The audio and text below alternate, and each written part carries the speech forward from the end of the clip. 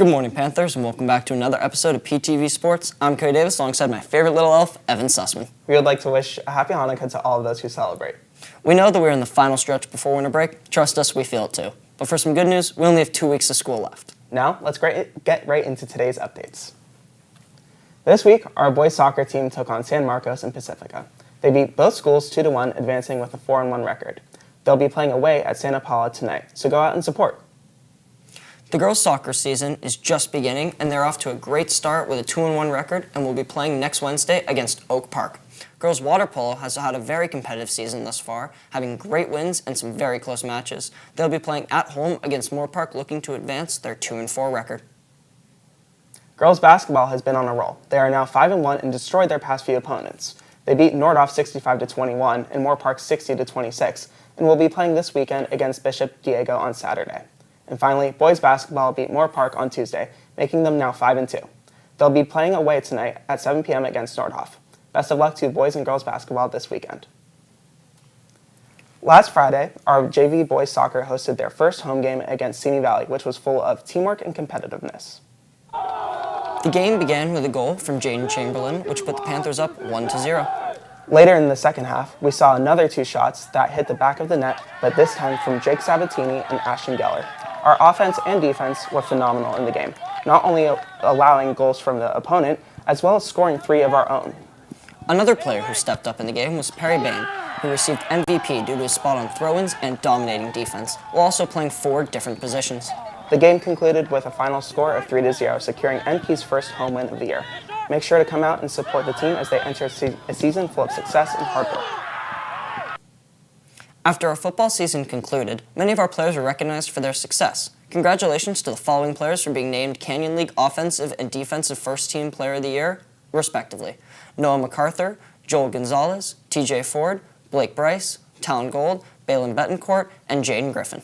Also, congrats to Jaden Mack on being named Defensive Back of the Year, Brady Smigel, Offensive Back of the Year, Landon Bell, Receiver of the Year, Carson Berry, Lineman of the Year, and finally, a huge congratulations to the Canyon League MVP, Shane Rosenthal. As the battle for playoff spots in the NFL intensifies, let's send it over to Abigail with an update on the top teams in the league. As the 2023 NFL season is in Week 14, the playoffs are getting closer and closer. The current top seed from the AFC are the Miami Dolphins, who have been having a record-breaking season. Wide receiver Tyreek Hill is on track to break the record for most receiving yards in a single season, as well as break 2,000 yards.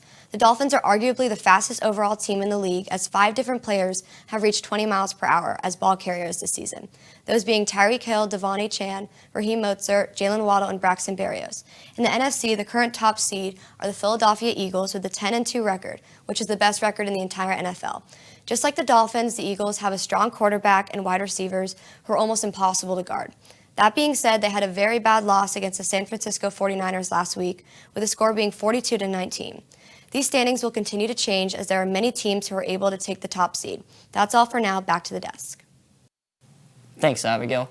Next week is the Home for the Holidays Spirit Week. Each day you dress up is an opportunity for you to win some Panther points. Panther points can get you some prizes at the end of the year, anywhere from school merch to theme park tickets. The dress-up days can be found on the ASG Instagram at Newbury Park Panthers, or you can check out the banner in the quad. This week starts with Fuzzy Socks Day on Monday, and we'll finish with a pep rally at lunch. So make sure to come out and support our basketball team next Friday. We want to thank everyone who came out and joined the Unified Sports lawn games. This Wednesday, Unified Sports hosted a lawn game extravaganza, with games including Jenga, Cornhole, and thank you to everyone who signed up. It was a fantastic event where our hard-working Unified athletes got to celebrate Inclusive Schools Week. Activities like these help grow and support of our Unified Sports. The goal for Inclusive Schools Week and these athletic events are to support kindness, inclusion, and care in our Newbury Park community. Playing a sport here at MP requires work on and off the field. Luckily, we have some amazing athletic trainers who can help our athletes put on their best performance. Let's go over to Miles with a look at our NPHS trainers.